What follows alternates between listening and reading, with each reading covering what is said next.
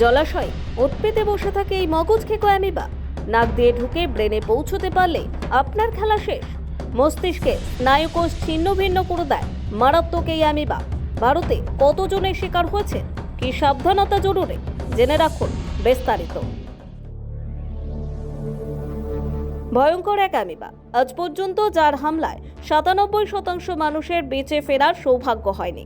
তাই জলে নামার আগে সাবধান, কারণ বদ্ধ জলাশয়ে ওঁত পেতে বসে থাকে এই এককোষী প্রাণী।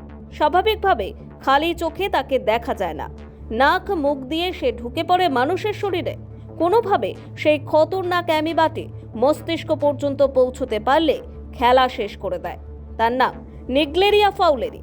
সে মূলত ব্রেনে অ্যাটাক করে, আর যেহেতু সেই অর্থে এর কোনো চিকিৎসা নেই বা কার্যকর কোনো মেডিসিন নেই, তাই এর আক্রমণে মৃত্যুহার অনেকটাই বেশি। 1962 সালে প্রথম নিগলেরিয়া ফাউলেরি নামের এই অ্যামিবাটিকে শনাক্ত করা হয়। তারপর থেকে এখনো পর্যন্ত প্রায় 400 মানুষকে এই অ্যামিবায় ধরেছে, যাদের মধ্যে ভারতীয় 30 জনের মতো। 1971 থেকে 2023 সালের মধ্যে বিশ্বে মাত্র 8 জন মানুষ এই রোগে আক্রান্ত হওয়ার পর প্রাণী বেঁচেছেন, যারা মূলত অস্ট্রেলিয়া, মার্কিন যুক্তরাষ্ট্র, মেক্সিকো ও পাকিস্তানের নাগরিক। সেই তালিকায় এবার যুক্ত হচ্ছে এক ভারতীয়। জুন মাসে কেরালার এক কিশোর এই মগজ খেকো অ্যামিবার আক্রমণের শিকার হয়। যদিও তার বাবার তৎপরতায় আফনান জসিম নামের কিশোরটি বেঁচে গিয়েছে।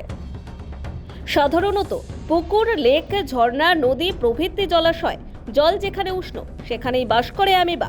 তাছাড়াও অপরিচ্ছন্ন সুইমিং পুলে এবং শিল্পাঞ্চলের গরম জলেও এর দেখা মিলেছে। তবে সাধারণত পরিষ্কার জলে নিগলেরিয়া ফাউলেরির বাস। জলের উষ্ণতা বাড়ার সঙ্গে সঙ্গে এই অ্যামিবার সংখ্যাও বৃদ্ধি হয়।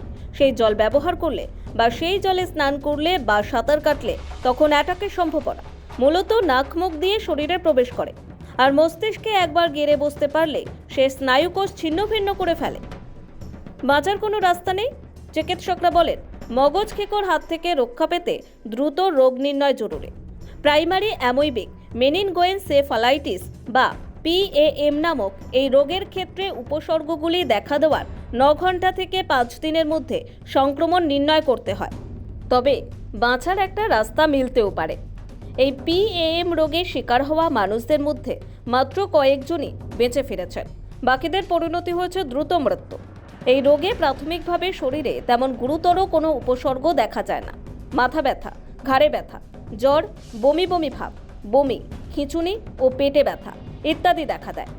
চিকিৎসকদের বক্তব্য, সঠিক সময়ে চিকিৎসা রোগটি থেকে পরিত্রাণের জন্য গুরুত্বপূর্ণ। দ্রুত অ্যান্টিফাঙ্গাল ড্রাগ না দিলে অ্যামিবাটি মস্তিষ্কের কোষ ছিঁড়ে খুঁড়ে দেয়। তবে আসার কথা, এই নিগলেরিয়া ফাউলেরির সংক্রমণ ছোঁয়াচে না। হাঁচি কাশির মাধ্যমেও তা ছড়ায় না। তাছাড়া এই অ্যামিবা পেটে চলে গেলেও কোনো সমস্যা হয় না।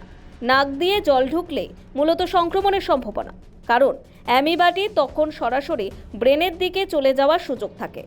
আমেরিকায় মূলত জুলাই থেকে সেপ্টেম্বর পর্যন্ত এই মগজ খেকো সংক্রমণ দেখা যায়। চিকিৎসকরাও তাই এই 3 মাস পুকুর বা নদীতে সাঁতার কাটতে নিষেধ করেন। সাঁতার কাটলেও নাকে প্রোটেকশন নিতে বলেন, যাতে কোনোভাবেই নাকের মধ্যে জল না ঢোকে। Bureau report, one Bengal.